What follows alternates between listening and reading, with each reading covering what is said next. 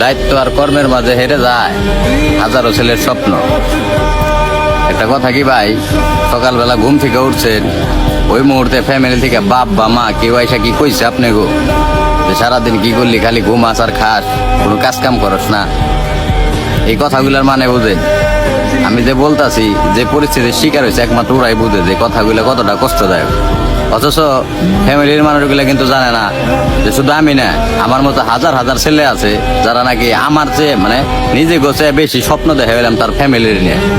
আমি মনে করি মানে বেশিরভাগ পোলাপানেরই আমাকে মতো যারা মধ্যবিত্ত ঘরের সন্তান, বেশিরভাগ পোলাপানেরই নিজের চেয়ে বেশি স্বপ্ন তার ফ্যামিলি নিয়ে। কবে আপনার কাছে কিছু টাকাই না দিতে পারুম, কবে হ্যাঁ হাসি মুখটা দেখুন, কিন্তু এটা কিন্তু আবার ফ্যামিলি বুঝে না ভাই। মানে আমি মনে করি মানে এরকম বহুত মানুষ আছে ভাই, এই প্রতিনিয়ত ভাই মনে করেন যে এই টর্চারের শিকার হইতেছে। মানে আমাকে কিন্তু কোনো অপশন দেয় না, আমাকে কিন্তু বাইরে থেকে কিছু টাকা পয়সাও দেওয়া হয় না যে একটা কিছু করো বা একটা লাইন ধরাই দেয় না। মানে তাগো একটা কথাই যে তোমরা কিছু কইরা নাও। মানে এই যে যে কথাগুলা ভাই, এইগুলা মনে করেন যে যারা পরিস্থিতির শিকার হয়েছে একমাত্র ওরাই বুঝে। মানে তারপরও আমি একটা কথা কই, মানে আমি মনে করি সকল বেকারত্বের সুখ আল্লাহ একদিন দিক।